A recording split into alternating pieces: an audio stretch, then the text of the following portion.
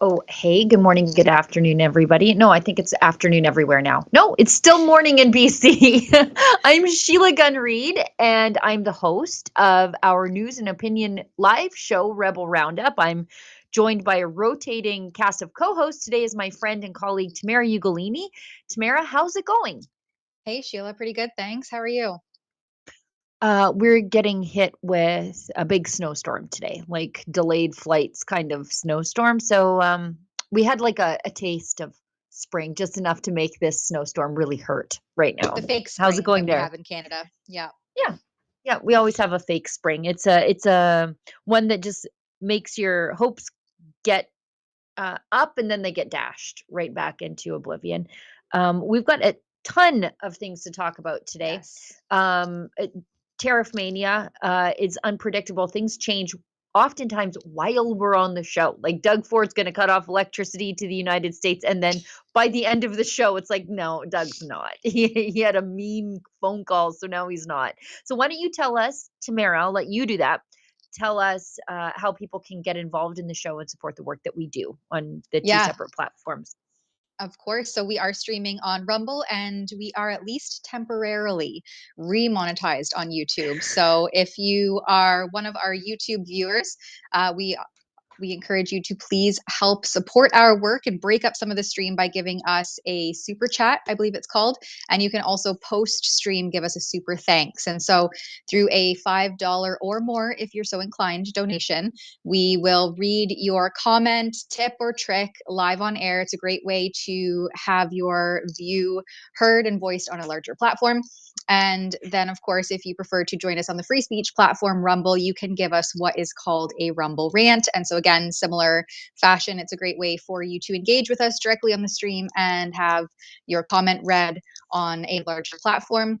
And as Sheila mentioned, we have a ton of things to talk about today, including this never-ending, I'm calling it a political ping pong, a tariff ping Oh, pong, where it's like, I'm going to serve you with this 25% hike on whatever, and then retaliatory measures are taken. And as we've seen with Ontario Premier Doug Ford in recent days, as soon as Trump so much as posts on social media, in this particular instance, he posted on Truth Social with an even more aggressive retaliatory measure onto Canadian, I think it was steel and iron, was it? Aluminum. yeah. And so immediately, it wasn't even that phone call yet by the time that Ford already had backpedaled on his tariff threat on US electricity heading into the United States. And so we have Trump really doubling down here, and Ford unfortunately looking pretty weak, I would say. It took less than a day to get him to flip flop, as he's been so notoriously coined now, flip flop forward. And so there we were just showing the post where I think that was the post where Trump threatened more aggressive measures onto Ontario and Canada tariffs. And then, of course, Ford immediately backpedaled and flip flopped. And we'll get into some of the more kind of like detail rigmarole that's happened in the last few days. And I mean, we've discussed this on the other live streams, but Trump is really coming out and he's saying here, we have this post here from Truth Social where he says that Canada needs America. America does not need Canada.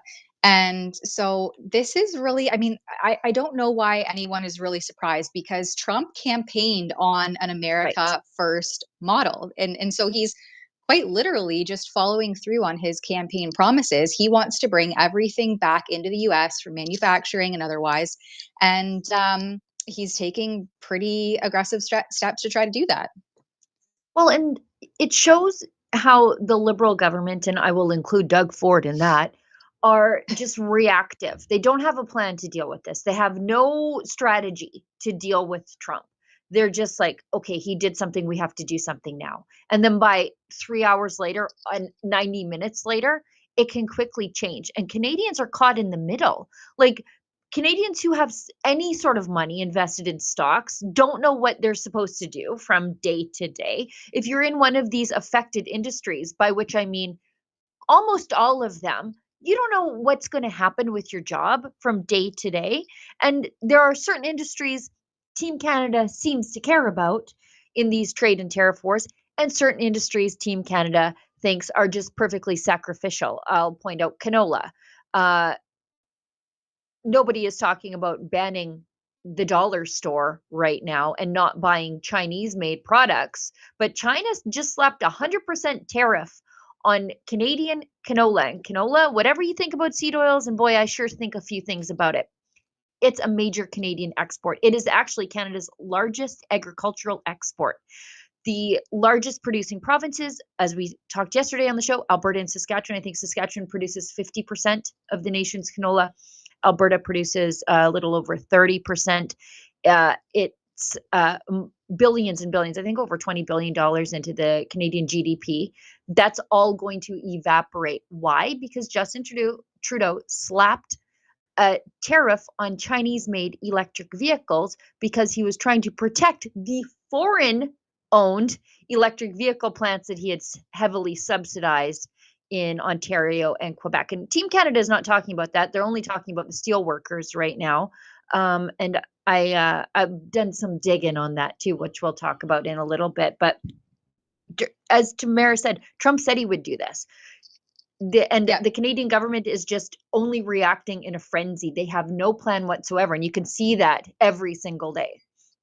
Yeah, and I mean, the other thing too is that we don't even have a functioning federal government. This is a federal government issue first and foremost. Like Right.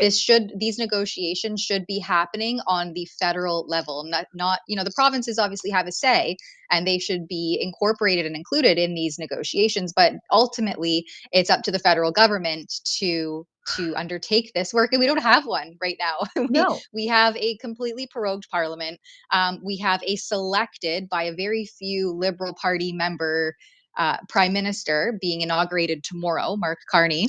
And we have no one here to represent Canadians that they've actually voted for en masse to do this very important negotiation work. So this is pretty much a political dumpster fire in Yep. Canada. And you have Doug Ford trying to kind of like puff up his chest and seem like he It's has leverage, embarrassing. and then embarrassingly have to backpedal within a day. Not even a day. I think it was like 12 hours. But I'm learning, and I think a lot of Canadians and maybe even Americans as well are learning as this process unfolds and as it continues and the ping pong happens back and forth, is that the U.S. has actually faced very aggressive tariffs from Canada for a long time, and Yeah. Trump is really trying to highlight that. And we have a clip here to share where Trump says basically that the U.S. has been ripped off for years with tariffs on various goods. No, I'm not. Look, we've been ripped off for years, and we're not going to be ripped off anymore. No, I'm not going to bend at all on aluminum or steel or cars. We're not going to bend. We've been ripped off as a country for many, many years. We've been subjected to costs that we shouldn't be subjected to. In the case of Canada, we're spending $200 billion a year to subsidize Canada. I love Canada. I love the people of Canada. I have many friends in Canada. The great one, Wayne Gretzky, the great. Hey, how good is Wayne Gretzky? He's the great one. But we have, I know many people from Canada that are good friends of mine. But, the United States can't subsidize a country for $200 billion a year. We don't need their cars. We don't need their energy. We don't need their lumber. We don't need anything that they give. We do it because we want to be helpful. But it comes a point when you just can't do that. You have to run your own country. And to be honest with you, Canada only works as a state. We don't need anything they have. As a state, it would be one of the great states anyway. This would be the most incredible country visually. If you look at a map, they do an artificial line right through it. I want to just share that they don't need anything we have. Meanwhile, we do export a substantial amount of electricity into oil and gas. Oil and gas as well, yes.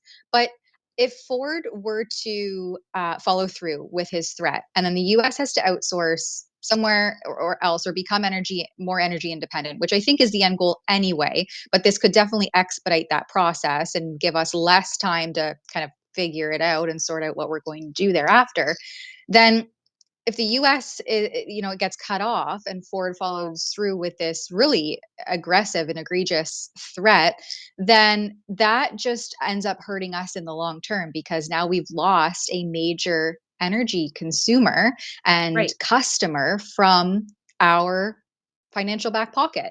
This is also a customer relationship, and yes, it's larger economies at play, and I'm certainly not an economist, but I think that I was always, whenever I worked in the service industry or in any sort of job industry, you're taught the customer is always right, and maybe there's room for that not to be the case, but you certainly want to keep your customers happy. And what you're seeing here happening is that certainly just isn't happening. And I think you and Lee's probably discussed it on previous live streams over the last few days, but the White House press secretary, I think we posted it on March, I think it was from the March 11th presser that they did. I was actually shocked at how many tariffs, the percentage of tariffs that are placed especially dairy on. Yeah. I was just going to say, American cheese and butter face a 300% tariff, and there's other tariffs from India, and Japan imposes a 700% tariff on rice, which to the U.S., which I thought was also crazy. Yeah, I wrote this up yesterday, and there's a clip in there that we posted on YouTube of the press secretary going through. She had a little chart, a tariff chart that she was sharing. And so this is really just Trump holding true to his America First campaign platform, in my view. Yeah, I mean, a lot of that trade deficit, by the way, with the United States is oil and gas.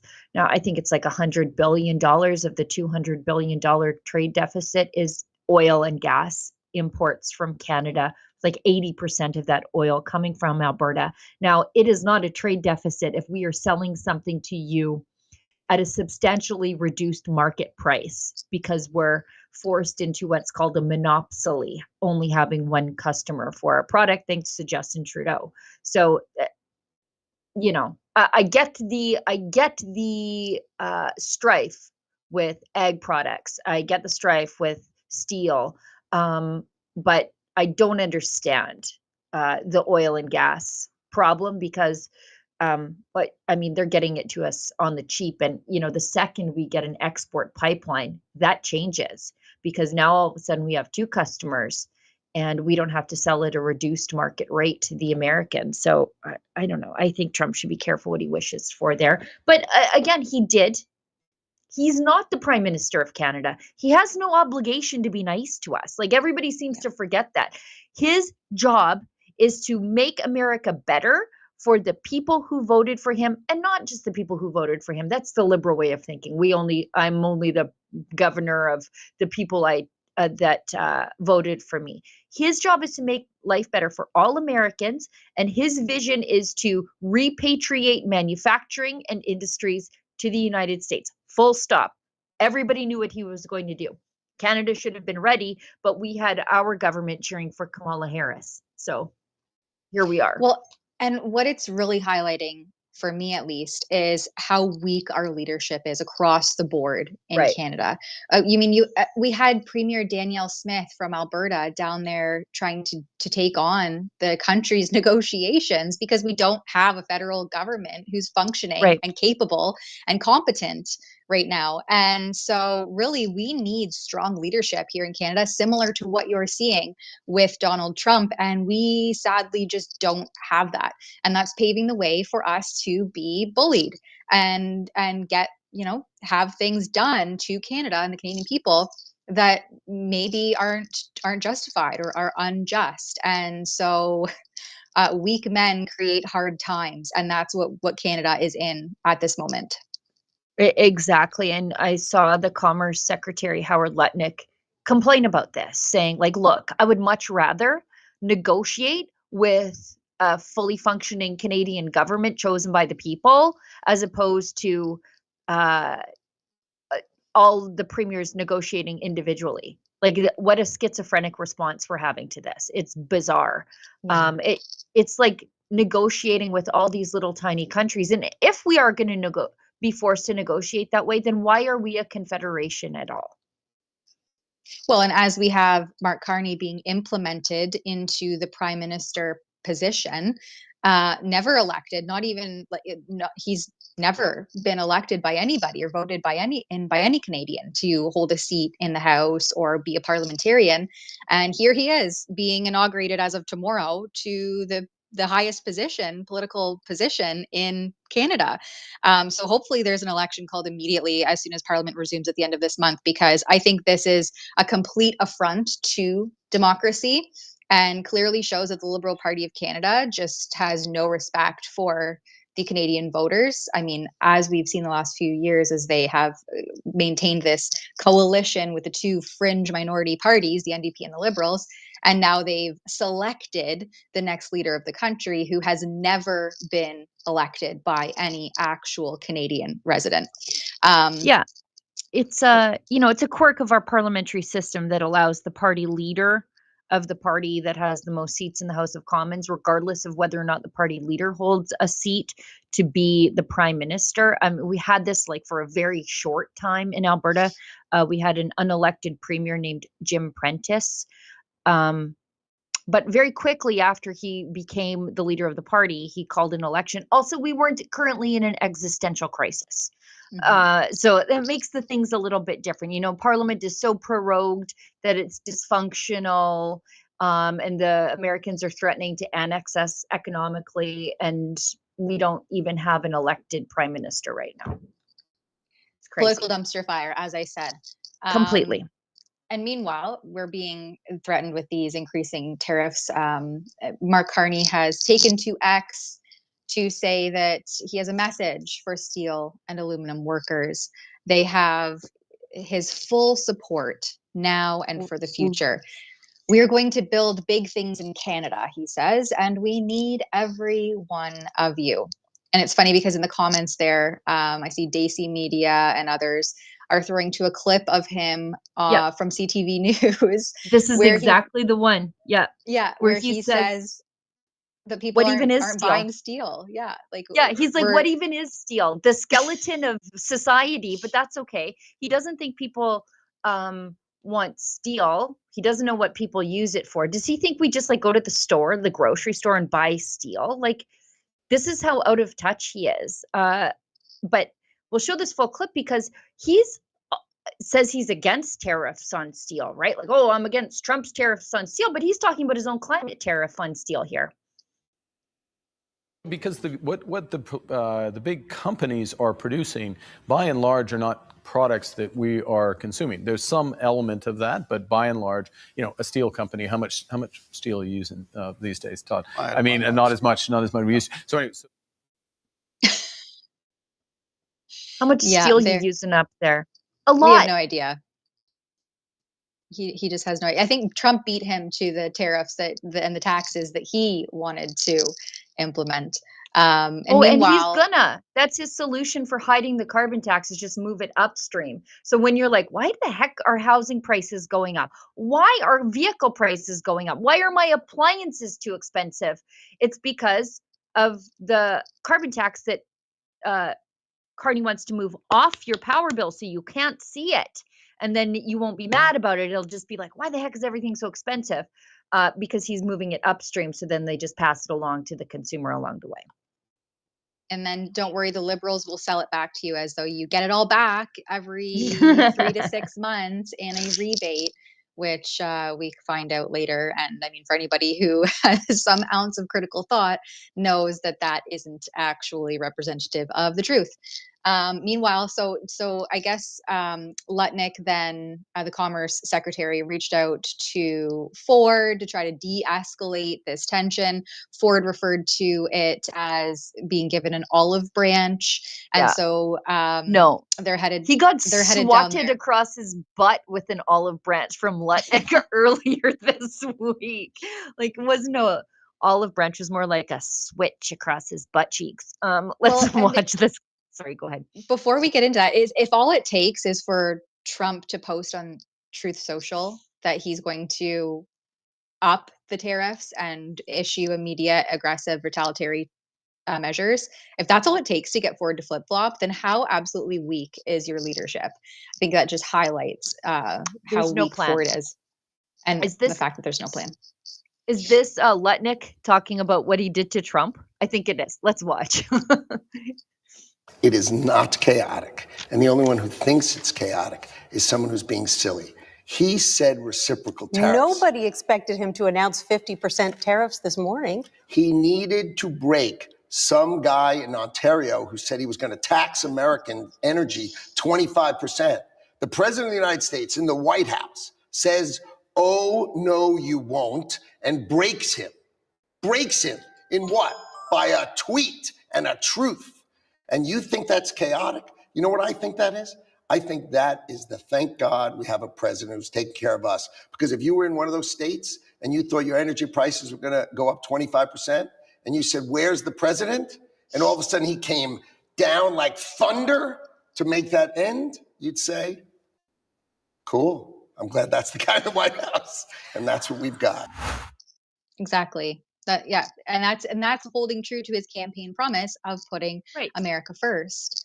And all it took was for Trump to post on Truth Social saying, "Nope, we're going to hit you back immediately," and Ford backpedaled. And he sounded. I think we have a clip here of Just we have the before we clip. move Ford. on, yeah, we've got Trump saying like, "Oh, he got an olive branch." No, that didn't sound like you got an olive branch at all. And they don't even respect Doug Ford enough to call him by his name. The Premier of Ontario, some guy in Ontario. That's how much they respect you, Yeah. Doug Ford. And you know what?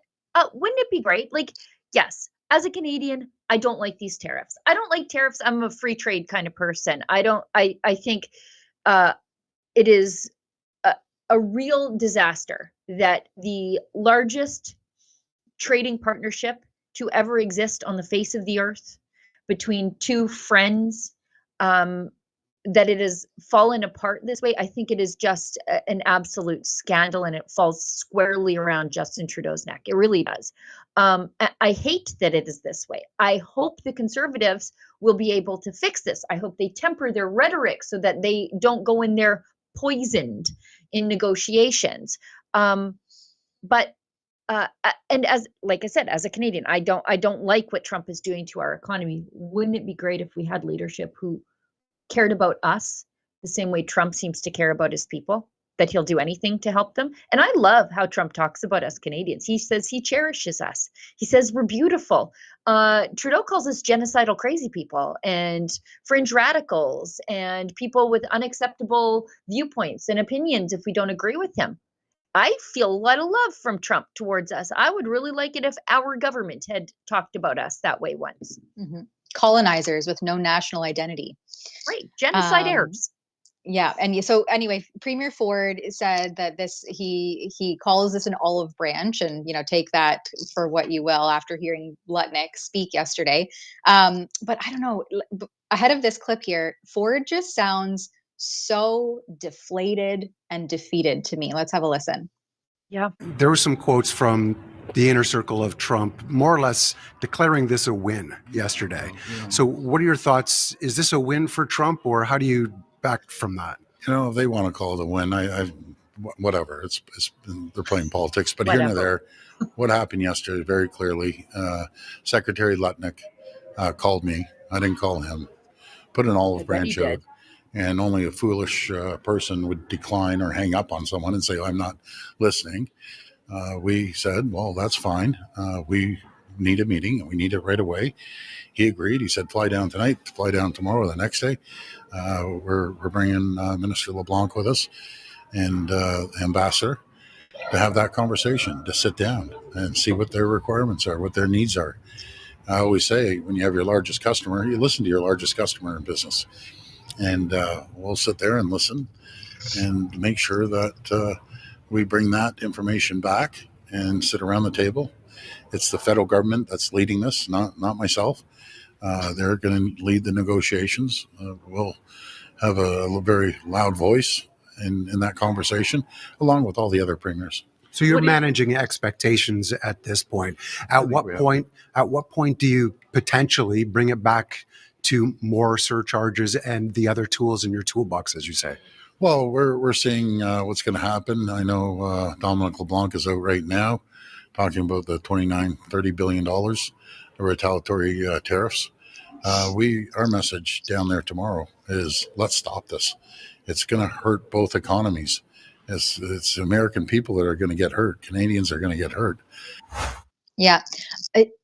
He says the feds are leading this, but who and where and how? Because we don't have effective leadership on the federal level. And then Ford is almost like kind of saying that it's a good thing that Lutnick called him. I didn't call him, he says. He called me. But it's Yeah, I like, bet he why? did.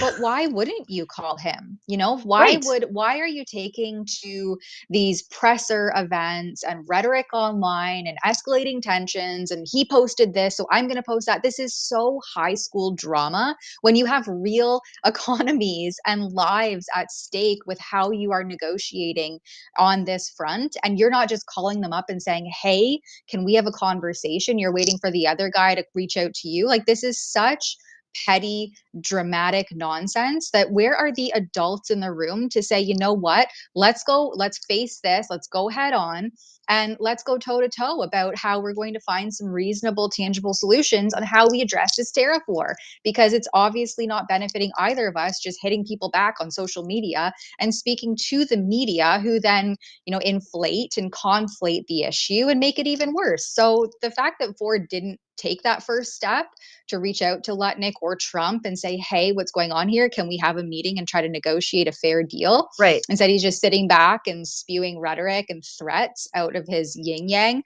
and then waits for them to reach out to him. That, in addition to everything else we've already discussed, is textbook weak leadership and irresponsible leadership. Yeah, he just admitted to an act now, think later strategy, which I don't think is the best strategy when dealing with the world's largest economy. He seems like a man who has been absolutely tone checked. Okay. Like, he is a man who just got in a world of trouble. And I think they threatened him with something much worse than, than whatever we know about. I think Howard Lutnick basically told him, drop these tariffs or we will drop the hammer on you. He says that the feds are leading. Well, for the last little bit, Doug Ford has been trying to lead. And look what just happened to him. Howard Lutnick does not respect him. He calls him some guy from Ontario who needed to be broken. And it looks like he did get broken. That is not the aggressive swagger that we saw from Captain Canada, Doug Ford, earlier in the week. This is a man who is shell shocked. Like, his eyes look like he's a man who stared into the heart of darkness. and saw what it meant for him. I mean, but what's the alternative? Now we've got Dominic LeBlanc and Melanie Joly headed down there. God Yeah. help us all. Exactly. Yeah. And really no mandate for either of them to be conducting this work. Parliament is prorogued. Right. As it stands right now. And there's I suspect that there will be an election called as soon as Parliament is back into functional business. And I guess they're there representing the Canadian people. So God help us all. Yeah, I think All now's a right. good time. I think now's a good time to hit Rebel ad break. I think we're halfway through the show, and I think we're moving into new topics. We've got one chat here.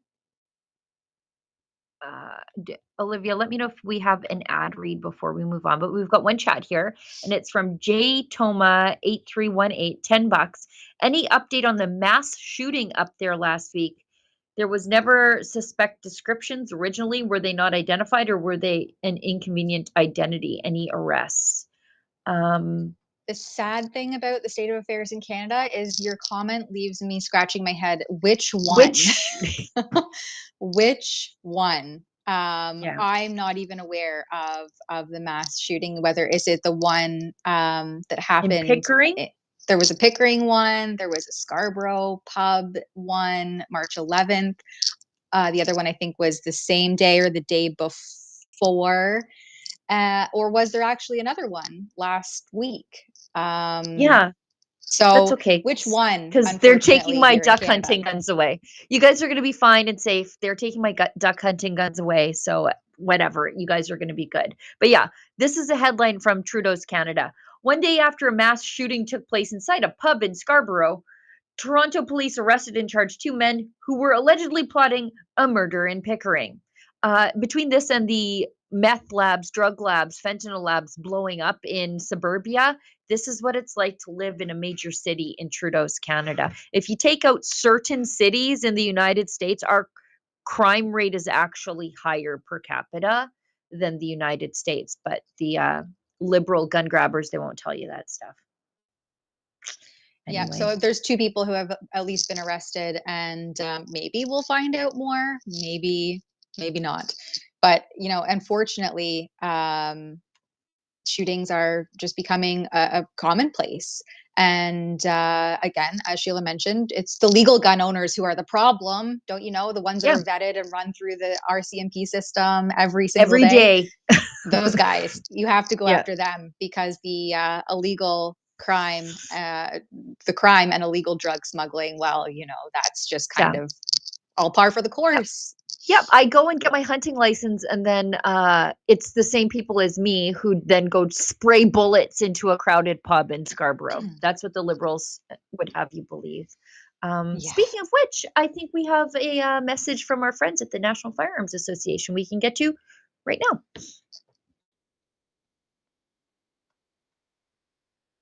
Why should you join Canada's National Firearms Association? We currently have one of the most aggressively anti-firearm governments in our nation's history, promoting fear and placing blame like never before. Our rights, freedoms, culture, and heritage, it's all on the line. But we are fighting back, and there is strength in numbers. We work within the law to change the law, to defend competitors, hunters, collectors, and other law-abiding firearms owners. We can get through this. We've done it before. And we'll do it again, if you are with us. Canada's National Firearms Association. Freedom, safety, responsibility. Canadians know the national anthem. They stand in silence to remember those who died for this country. But not every Canadian knows their rights and freedoms. The Freedom Passport will change that. It looks and feels like a Canadian passport, but contains the Canadian Charter of Rights and Freedoms in a portable, easy-to-read format. The Freedom Passport. Order one for yourself and for all the freedom lovers that you love at freedompassport.ca. All right. Next up. Justin Trudeau. I didn't watch this. I wanted to react cold No. to this. I didn't watch it. I just saw him like at his desk. I think his sleeves were rolled up. Yeah, so he's pretending to work. That's how you know. I haven't watched this. Let's react together. I am so proud of Canadians. I'm proud to have served a country full of people who stand up for what's right, rise to every occasion, and always have each other's backs when it matters most. This may be my last day here in this office, but I will always be boldly and unapologetically Canadian. My only ask is that no matter what the world throws at us, you always be the same. Oh I my am gosh, I Barf. can't. I on like it's yeah, I had to keep it in. You know that saying when you puke in your mouth? Yeah. That's how I feel When he listening. talks, yeah, like I Oh, don't like listening with an earpiece to him talk because it feels like the inside of my ear is being licked by a hobo. Like I don't it's so gross. I just hate it so much. There's something about the tone and tenor of his voice that just grosses me right out. he's really good at speaking moistly. Remember Ah, when there was that compilation of Trudeau during the mask mandates when he was telling people not to speak moistly, and that is yeah, quite literally how how he he talks. speaks. This is just more, and I posted this to X. Just such paternalistic weirdness on his way out the door. Just has to reiterate Yeah, from as though he's some sort of like fatherly figure. I am right. just so proud of you as he's literally destroyed the basis of Canada, left us in economic turmoil, has morale at an all-time low across various sectors, including just the everyday general Canadian, and has taxed us more than any other previous administration, where our taxes now comprise of more than our basic living necessities like food, shelter, and clothing combined. And so Trudeau is leaving Canadians with a message that he's so proud of them. Yeah, because we've So proud of us. persevered through your horrible governance. Yeah, I guess we can really get through anything. But also, is he really proud of us? Because I feel like he crap talked us for like 10 straight years. Our oil industry was dirty. We were climate criminals. And then we were unacceptable fringe radicals with bad viewpoints or whatever it was. We were genocide heirs. We committed a genocide, he'll have you know. I don't feel like he actually is proud of us at all. I feel like he spent the last 10 years trying his best to browbeat most of us into submission. To break Canadians, and Yeah, he was he's a not cult leader. successful in that. And Yeah, perhaps that he's through some strange inversion of introspection, he's seeing that he wasn't able to break us, and so now Trudeau is so proud and having each other's backs. And I'm like, didn't you freeze Canadians' bank accounts when they opposed you politically and took to the nation's capital to protest how your yeah. government was acting? Like, Ask how was that having anybody's back? ask a Westerner how Trudeau has had our back these last 10 years, blocking our industry, getting tariffs stuck on our agricultural sector. And I'm not just talking about the most recent canola ones. When he pranced his way through India, we came home with a pulse tariff. Like it just is nonstop with Trudeau. And now he says, we've got your back. Yeah, you put a knife in it, maybe. Hmm. What is he talking about? Just go We away. we have your back by selecting the next prime minister that nobody actually voted for. So good luck, I guess, and don't let the door hit you on the way out, Trudeau. Now let's talk about how serious Trump is with his American expansionism. I think there will be America and then Greater America, which may include Panama and quite possibly Greenland and Canada economically. The Trump White House has asked the U.S. military to develop options for the Panama Canal. Potential plans range from partnering more closely with Panamanian security forces to a less likely option of US troops seizing the canal by force. Again, I don't think anybody has to do anything by force because the United States is such an economic behemoth that they can bring you to your knees in many, many other ways, as well as Doug Ford just learned with one phone call the other day and a tweet. So, yeah, it says the U.S. Southern Command is developing potential plans that vary from, okay, I read that part. Whether military force is used, the officials added, this is quite the statement. Whether military force is used, the officials added, depends on how much Panamanian security forces agree to partner with the United States. And it's all to diminish China's presence there. Well, and the Panama Canal is also a massive source of illegal human trafficking.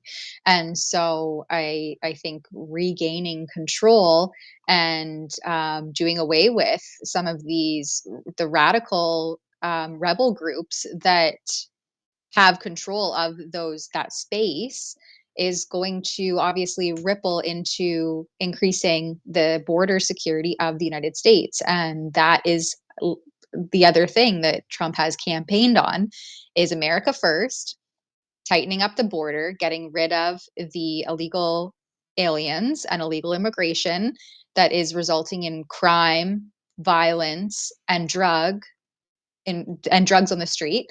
And the Panama Canal is a major source of that. Well, and there's another added layer in all of this. Guess who paid for the construction of the Panama Canal? The Americans. So they've got a financial investment in it, like it's over 100 and some years old. But you know who should be paying close attention to this and checking himself before he wrecks himself? David Eby in British Columbia, because he is proposing tariffs, not just proposing, bringing forward legislation to enact tariffs, tolls, I guess, essentially, on American goods that are traveling through British Columbia to Alaska. Now, guess what the trade route is for that? The Alaska Highway. It goes from the United States to Alaska through British Columbia. Guess who paid for that? Also the Americans. So David Eby should be watching this with great trepidation because he's trying to pull this. He's going one step further than Panama is. Panama is just saying, like, look, we're not going to crack down on China doing whatever China does here. David Eby's going one step further and tariffing American goods on a highway they built. Oh, and I'm jumping ahead a little bit here, but this is the same premier that wasted $118,000 on a party for bureaucrats. Premier David Eby had an outlandish party. I mean, I don't know. I had a wedding for a fraction of that cost. But he decided to spend at least $117,841 hosting the Premier's Innovation and Excellence Award in Victoria on November 26th, 2024. And this is according to documents obtained by the Canadian Taxpayers Federation. The event invoice includes charges for French 75 cocktails costing $21 each, a 3-course dinner, $99 per person, bottles of flavored sparkling water costing $7.50. Do you know what, my good sir? Let me introduce you to the Ninja Thirsty. It bubbles the water for you. I wouldn't suggest the SodaStream because I realize that David Eby is in the NDP and SodaStream products are made with Palestinians and Israelis working side by side in peace and harmony, and he can't have that. So, yeah, that's outrageous. $7.50 for sparkling water, like water with bubbles in it. And room rentals, of course, costing $14,000. The list goes on here, but it's funny. I think this is a Canadian Taxpayer Federation. Binda said that the province could have saved. Thank you. The province could have saved $14,000 by hosting the reception 5 minutes away at the legislature or down the road at Government House. And this came just 3 weeks after British Columbia Premier David Eby published his fall economic statement that showed projected deficits up by $1.5 billion. So, yeah, thanks, David Eby. I'm sure you're really into how to be fiscally responsible and respect taxpayer dollars. Yeah, it's typical. I saw some pictures the other day of his liquor store shelves because they pulled the American booze off. They'll sure show those Americans. You won't get you won't get the booze you want to drink as a BC consumer in some sort of bizarre tariff war. I think the only people being punished are British Columbians. But this is again the schizophrenic response of the Canadian officials to this. It just doesn't make any sense. You know what gets me with those photos of the plastic tape, like all the booze taped off, and it's all being wrapped in saran wrap, and then it's very reminiscent of the COVID era when all non-essential goods were quarantined off and saran wrapped, like birthday cards and kids' shoes. I remember I couldn't buy shoes or clothes for my kids because it was deemed non-essential, and I'm like, do I you can't even realize that they believe that. grow an inch every month? But I'm like, why can't we get plastic straws? We can cordon everything off in the store and in grocery stores with saran wrap, which is not recyclable, by the way. But we can't get some recyclable plastic straws up in here. What is even going on? Where is Stephen Guilbeault when you need him to denounce radical plastic usage? Yeah. My goodness. Now, our next chat, I'll get to our next super chat in a second because it's relevant to the thing we're going to talk about right now. This is Melanie Joly, the first minister. No, sorry, not the first ministers. The first ministers are premiers. The foreign ministers of the G7 are meeting right now in Quebec. And down the road, the G7 leaders will meet in Alberta in June, beautiful Kananaskis, which will, of course, inspire Trump to want to take us over more because what a gem that part of Alberta is. But so Rubio is standing right beside Melanie Joly in this.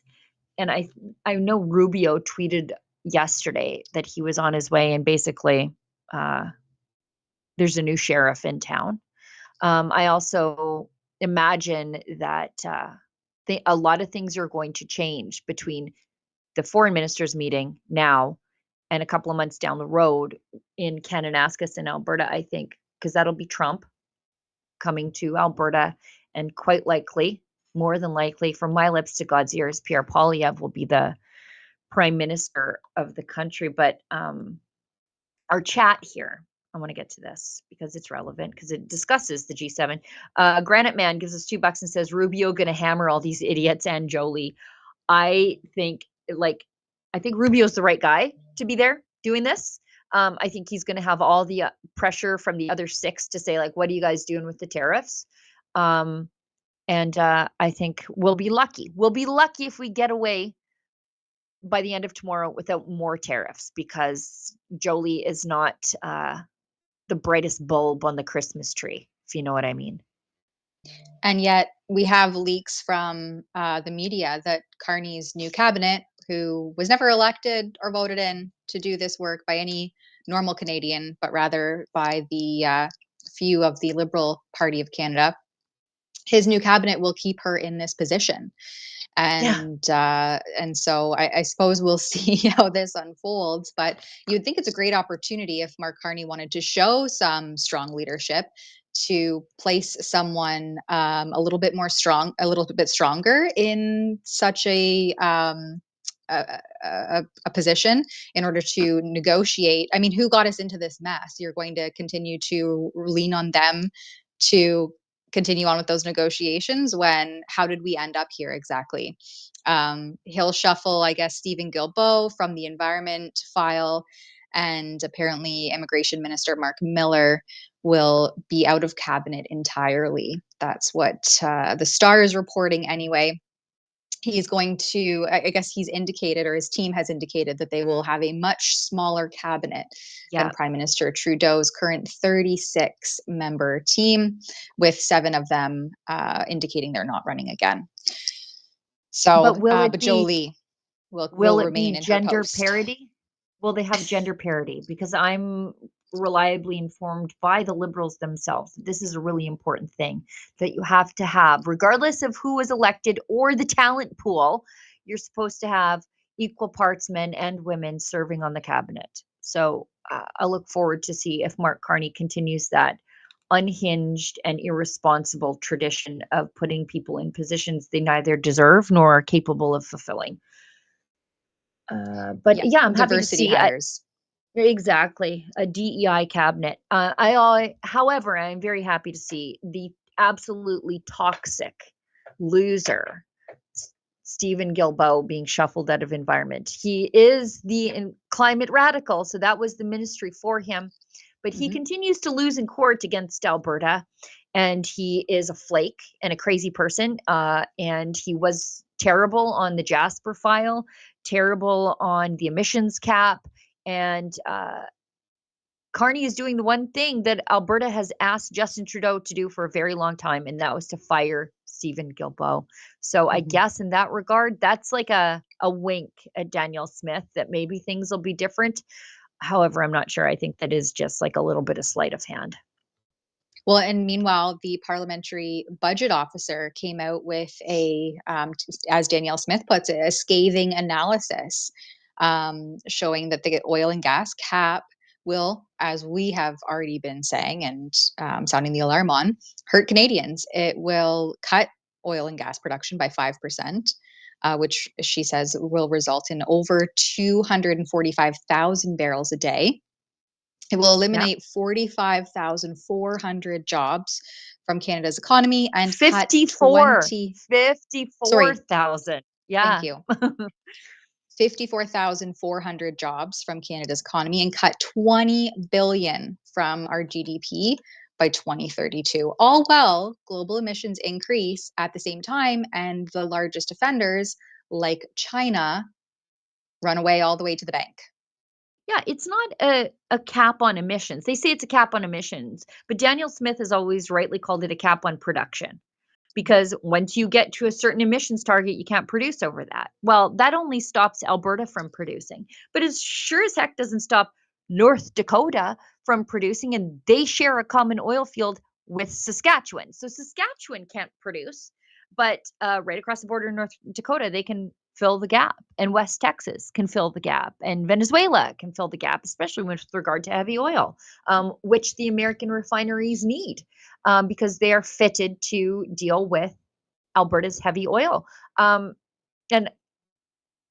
this is what we've been saying all along. You can't say you can only produce up to a certain amount, but also say, no, it won't affect jobs. Do you understand how jobs work? You know, like if you only give people so much work to do, and that's the amount of work that they can do, they don't continue to get paid. They get laid off. They have to go home. They don't work for the government. It's like people who have never seen a car making the rules of the road when you're dealing with government bureaucrats trying to understand what it's like to work in the private sector. Yeah, we have a quick script to share with you guys that helps us keep the lights on and our stream coming to you. It comes from 5G Free. And now I'd like to talk to you about the things that people are afraid to say out loud, as we've been doing here so far. Who is in control of America's nukes? It's not Biden. Meanwhile, we have Russian ships off the coast of Florida and full-blown wars in Ukraine and Israel.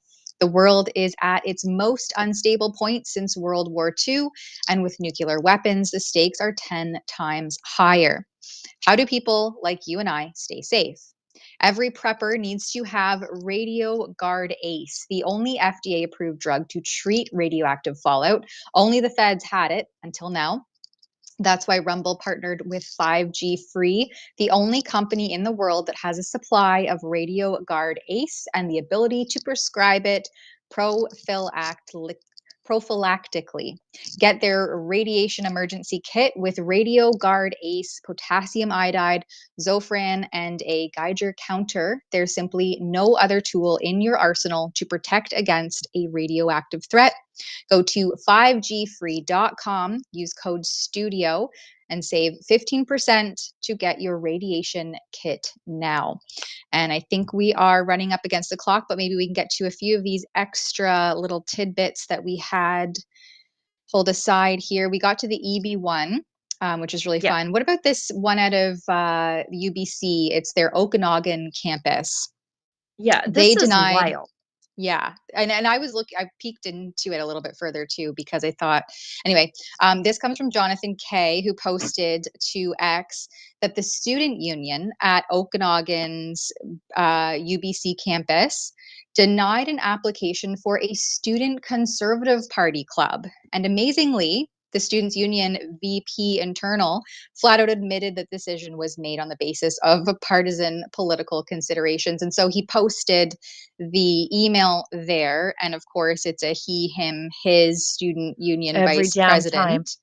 president. But basically, it's clarifying the board's decision. There were differing opinions among the directors. Some were in favor of ratifying the club, considering Kelowna's conservative presence, right? So they acknowledge that there is one, and the opportunity for political debates featuring various perspectives. However, of course, concerns were raised, and some directors were concerned that certain views associated with the party, particularly those regarding the Black and LGBTQ plus communities, could make students from these groups feel excluded or unwelcome. So that was their response. And of course, then Jonathan Kay posts here that they have a Young Liberals of Canada group. And let me just pull up the webpage that I found, because I thought it was really interesting that they have a whole Pride Resource Center at the Okanagan campus. And so in the Pride Resource Center, which was established in 2003. So this is like a long-standing thing. It's not new. And this wasn't the proper link. Anyway, in there, and I don't have the link handy, but they have a Pride Resource Center, a sex positivity center, Gross. and a Lesbians for Livable Futures community.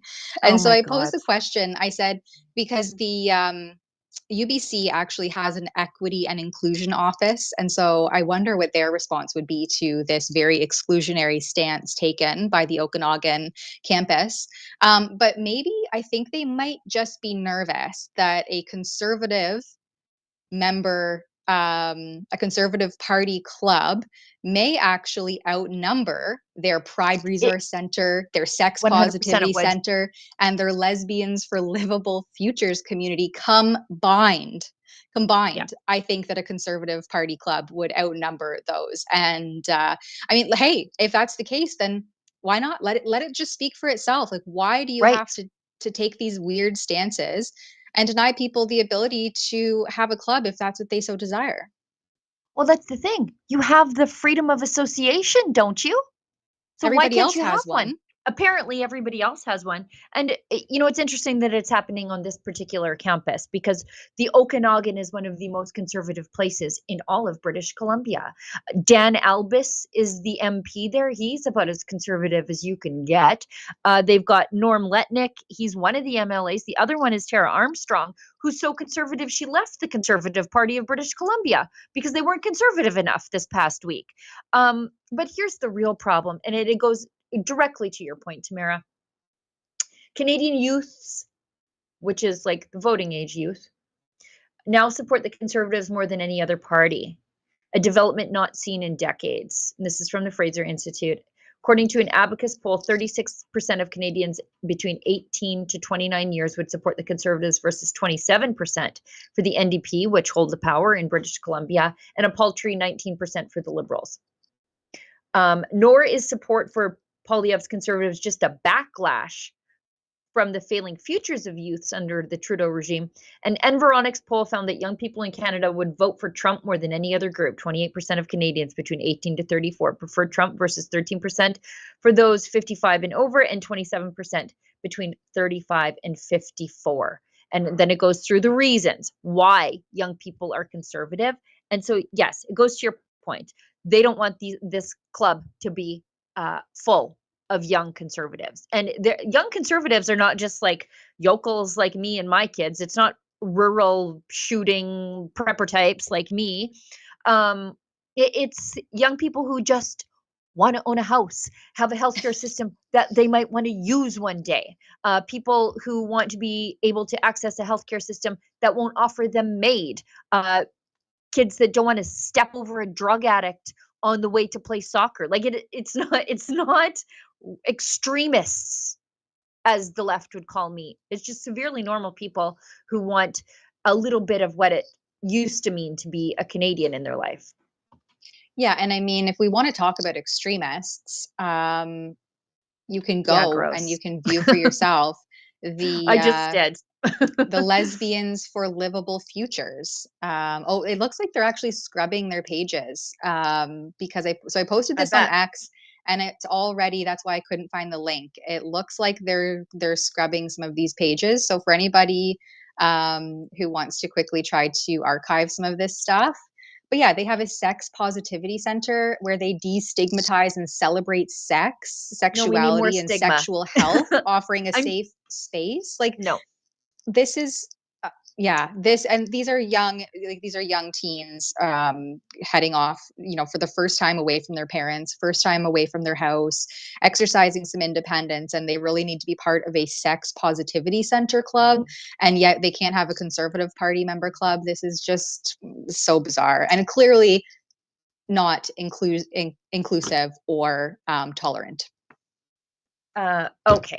I just got a quick message from HQ that they need the studio for something else, and we have met our 1 hour obligations to our viewers. Thank you for sticking with us as we ran late and started late today. Olivia, Efron, everybody behind the board who makes sure the show is there for you to see it whenever you want to see it. Tamara, thanks so much for being my co-host today and helping us stay on time and on topic.